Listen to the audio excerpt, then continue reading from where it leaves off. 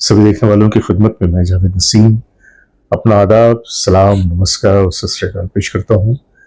दोस्तों, आज मैं आपको लिए चलता हूं माजी की तरफ, माजी के एक ऐसे संगीतकार की तरफ के जिन्होंने अपनी जिंदगी में अपने करियर के दौरान बहुत ही खूबसूरत काम किया और इतना खूबसूरत काम किया कि आज भी लोग उनके काम को याद रखते हैं। मैं बात कर रहा हूं सी रामचंद्र जी की।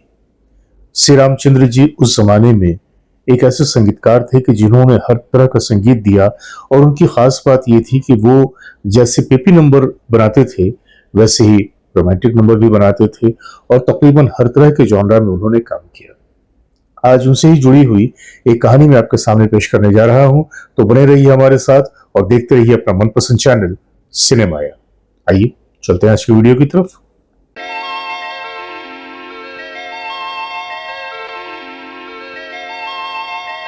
जैसा कि मैंने आपको बताया कि सी रामचंद्र हमारे संगीतकारों में एक ऐसे संगीतकार थे कि जिन्होंने हर तरह का संगीत दिया और सिर्फ संगीत नहीं दिया बल्कि पॉपुलर संगीत दिया। उनकी धुनों की खास बात यह थी कि वक्त की गर्द कभी भी उनके धुनों को ढांप नहीं सकी। अब देखिए ना, अभी मैं आपके सामने कुछ गानों की झलक पेश कर रहा हूं। आप खुद देखिए कि ये जो गाने हैं आज तक वैसे ही वैसे आपके जहन में ताजा हैं या नहीं। देखते हैं उन गानों की झलक। बोली सूरत दिल के खोटे, नाम बड़े और दर्शन छोटे। मीना मीना डीका डायटा में निका मगा नागा नागा। गोरे गोरे वो बाके छोरे, कभी मेरी गली आया करो। वो मेरे पिया गए रंगून, किया है वहाँ से टेलीफोन तुम्हारी याद।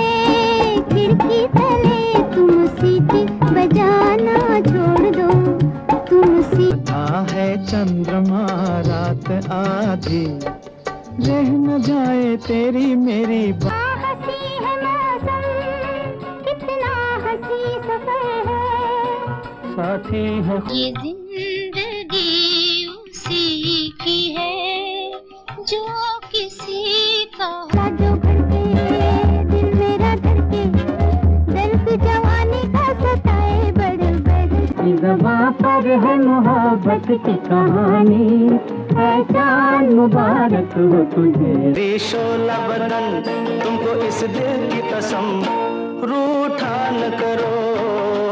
छुपी है कहाँ तड़पता यहाँ, देख तेरे संसार की हाँ बदल गया। सी रामचंद्र जी के काम की रफ्तार ऐसी थी कि उनकी रफ्तार को देखते हुए उस जमाने के संगीतकार उनसे थोड़ा बहुत हिर्स और हवस रखने लगे थे, क्योंकि किसी भी फिल्म के संगीत को वो बड़ी तेजी के साथ कंप्लीट कर दिया करते थे। आज एक ऐसी कहानी का जिक्र मैं आपसे करने जा रहा हूं कि जब 15 दिनों के अंदर उन्होंने एक पूरी फिल्म का संगीत, उनके गाने वो उन्होंने न सिर्फ ये बना दिए बल्कि रिकॉर्ड भी करवा दिए। ये जिक्र है 1955 में आने वाली फिल्म आजाद का। आजाद के प्रोड्यूसर मिस्टर नायडू, जब इन्होंने फिल्म की शुरुआत की तो जाहिर सी बात है कि अब फिल्म के लिए एक संगीतकार की भी जरूरत थी। तो उन्होंने पहले नौशाद साहब से राब्ता कायम किया और कहा कि मैं चाहता हूं कि इस फिल्म का संगीत आप दें, लेकिन मेरी एक शर्त है। नौशाद साहब ने पूछा कि भाई क्या शर्त है? तो नायडू साहब ने कहा कि मैं चाहता हूं कि मेरे इन तमाम गानों को इस फिल्म के आप सिर्फ 2 हफ्तों के अंदर तैयार कर दें। नौशाद साहब उनका मुंह देखने लगे। कहा कि नायडू साहब, एक इतनी बड़ी फिल्म के इतने सारे गाने आपको लगता है कि 2 हफ्ते में तैयार हो जाएंगे? भाई मैं संगीतकार हूं, मैं कोई संगीत बनाने की मशीन नहीं हूं या मैं कोई फैक्ट्री नहीं हूं, ये कैसे मुमकिन है? लेकिन नायडू साहब ने कहा कि मुझे 2 हफ्तों में ही इस फिल्म का संगीत कंप्लीट चाहिए। नौशाद साहब ने मुआज़रत की कि साहब मुझे तो माफ कीजिए, मैं इतनी जल्दी नहीं बना सकता, क्योंकि मैं पूरी थीम को समझकर तमाम कहानी के हिसाब से और मूड के हिसाब से मैं एक कंपोजिशन बनाता हूं, तो ऐसे में ये वक्त बहुत कम है। तो इस तरह से नौशाद साहब ने फिल्म आजाद छोड़ दी।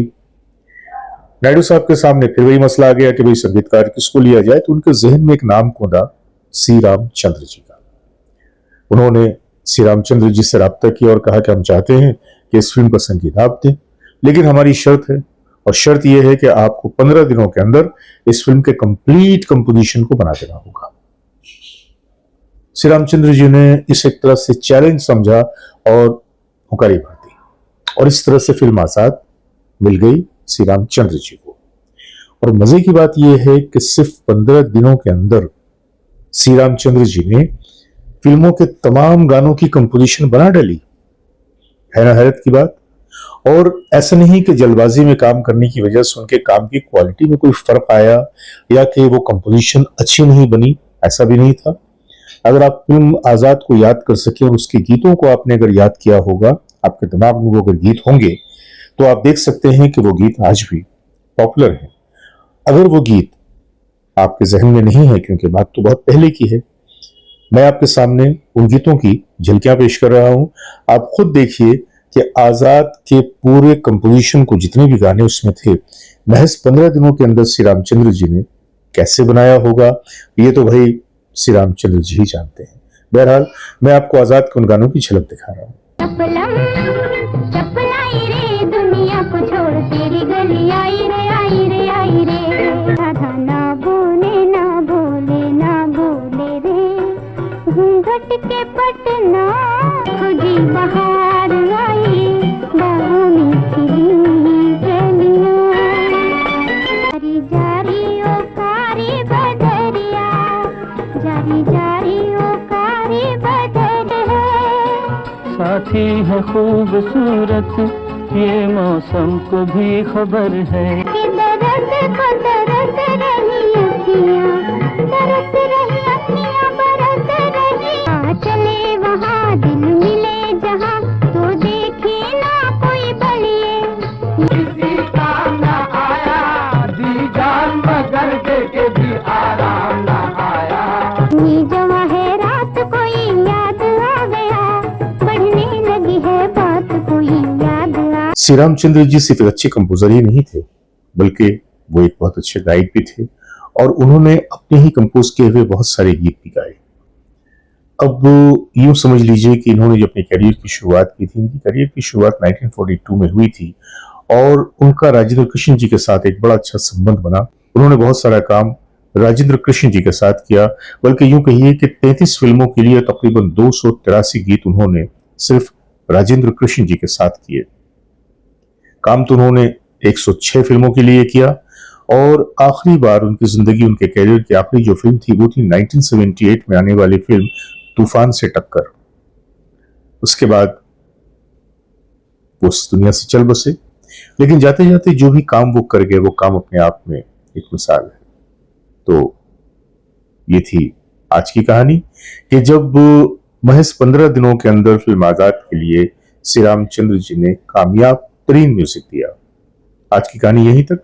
अपने दोस्त जावेद नसीम को इजाजत दीजिए बहुत सारी मोहब्बतों के साथ। खुदा हाफिज, नमस्कार।